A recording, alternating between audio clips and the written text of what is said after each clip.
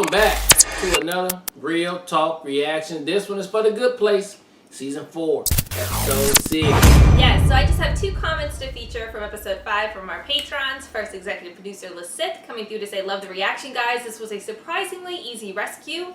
Also, Tahani and Eleanor team up was brilliant, and I would really love to know how many celebrity name drops she has done throughout this whole show. You know, one of my shyest friends, I won't say his name to preserve his privacy, but he found my presence so comforting that he asked me to co-host his TV show, Anderson Cooper 360. Yeah. That would be a fantastic count to see how many times she's done that. That would be really good. She dropped them all. Yes.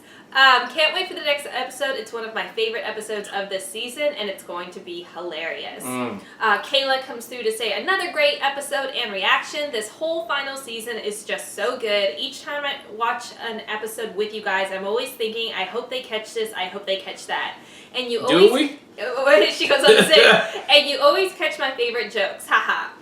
When they rescued her, Janet's realization it was the real Michael and Jason when she so softly says, not a girl, was so sweet. I just adore Janet. Yeah. The whole entire cast is incredible, but boy, do I love me some Janet. I do too, man. Like, and especially because she has to play really several different variations of herself too. She's just fantastic. She's really I absolutely adore her too. But I'm excited to jump into episode 6 right now.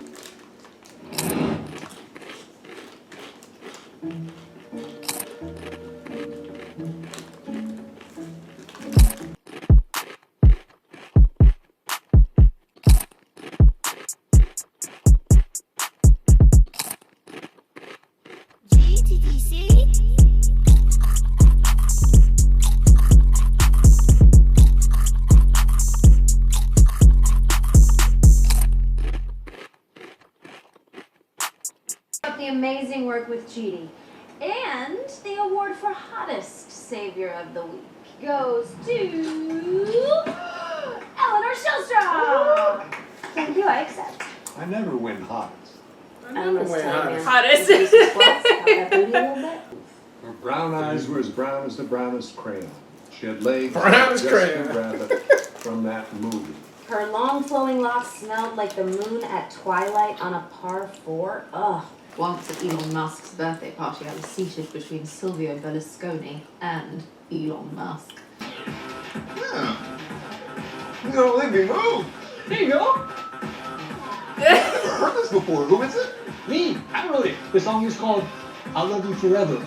Parentheses, make the booty bounce in the back. Oh, fun fact, the police sirens in the background are real. I was being chased as I recorded it. Okay. Okay. Oh, no.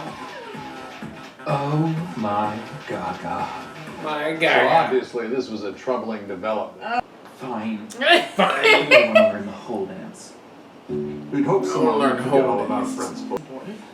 Why is he in a fighter jet for his author photo? Well, I can answer the last one. It's because he loves Top Gun. As for the other questions... But on the other hand, this Jason T needs to be spilled. Just try to remember what Immanuel Kant said. It is your duty to keep your friends' secrets. Hey, there they are. Charlie's Angels. So, did you finish the book? Talk shit. What'd you think? Book? Well, very interesting word choices. I've definitely never seen the word pants tent used so many times. You know, I was going to give you 10% off the cover price, but now you're going to have to pay the full $65 like everybody else. There's no money here. There's Book no event money is here. canceled because of these mean women. There's no money here. Simone was very mean to me. Maybe even a little racist. Well, listen. Art is subjective. How? More importantly, no other way to put this, buddy. You made a mistake. Your actions hurt people. You have to take responsibility for that. But No, sorry, man. Either apologize for real or stop wasting our time. Okay, you know what? I'm actually not sorry at all. How about that? Is that what you want to hear? Very obviously not. You know what? Why don't we take a break? Let's all listen. Not until they give me the complos I rightly deserve. You want a complot? I'll give you a complot. I didn't think it was possible to write a book as awful as yours. I literally didn't think human beings were capable of such racist, sexist poppycock. Also, Chip Driver is either a private eye, or the quarterback for the Chicago Bears, or the world's strongest president. He cannot be all three. You can't be out 3. Don't talk to her that way, please. Hey, I have an idea. Let me Let's start to unravel, baby. philosophical work so we can use. Enough with the frickin' books, Igby. Yeah, that's right. You probably don't know this, but that character's based on you. Of course I No, know. I knew it, man. I'm being attacked again. Sorry, that was unintentional. Fuck you.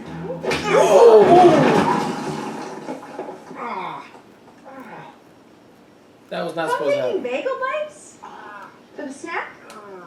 This one with ombre highlights. Eleanor, please. Oh. This week has been hard enough. I could set my robes on fire and try and get Brent to put it out. I know you're only suggesting that because you've repeatedly said you would look dope in flaming monk robes, but that's actually not a bad idea. People that get books as gifts always read them. Bye!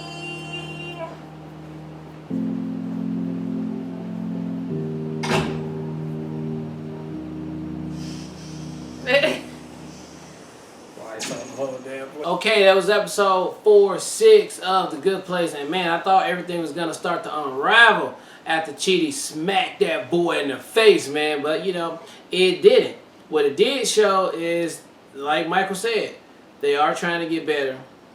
Even after that incident, after the whole months and months of trying to be better than they were yesterday. And that is a really excellent point for humanity and everybody else watching it.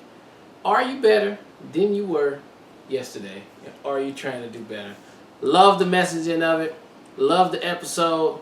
Can't say nothing else for it. I hope Brent will be able to get better. I kind of see some cracks, but I don't know. Maybe it'll happen, but maybe the whole point is not about helping them, but helping the original 4 that we got anyway. And we shall see. But another solid episode. Loved it. Yeah, I mean, I still think they totally have to get that's the whole project. I mean, that's the goal, Like, yeah. literally, that's how they save humanity from going to hell every single time or to the bad place every single time. I love this episode so much. I completely agree with you. The messaging was adorable. Seeing the full circle with Michael letting bad Janet go back home because he's trying to be better than he was the day before. It just gave me chills. Yeah. I low-key wanted to tear up. I love Michael so much. I think the transformation of his character alone, and they've all transformed, but just like for being this demon that hates humans to constantly seeing growth in himself because of the humans, it's fucking incredible. Like they write it so well. It's so believable. It's so endearing. I never want it to end. It's so good. But I love this episode so much. Brent is super annoying. So like that guy needs work. He is something else. He needs work. He is something else. But I thought there were so many highlights to this episode as far as the jokes. They were landing left and right. Those combinations were coming through. And then Chidi with that knockout punch. Man, you have to push a lot of buttons literally to get Chidi to punch you in the face. Yeah, that's a lot. Yeah. So I love this episode. I thought it was fantastic. Man, I like how Brent he's about to break down like a little baby right there. And I think that's where you can insert help.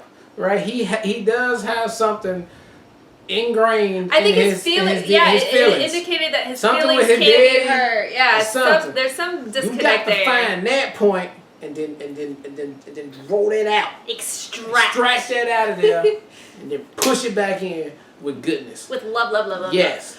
Such a good episode. Yep. Loved it. All right, well, look, thank you guys again for watching another Real Talk reaction for The Good Place, Season 4, Episode 6, and until next time, people. Listened to her albums at my friend Adele's house. I had Janet build an exact replica of Victoria Beckham's ultra-exclusive private spa. I shall go on the attack, just like 6 of the 8 Game of Thrones characters who were based on me would do. In 2007, Blake Lively invited me to a birthday party held for Leonardo DiCaprio aboard Paul Allen's mega yacht. I see we're dropping names 3 at a time now. The guest list was 100 of the wealthiest, most famous members of the glitterati. Once aboard, I discovered there was a VIP deck, and within that area, there was an even more exclusive room that you could only access with a secret pin, which I promptly entered.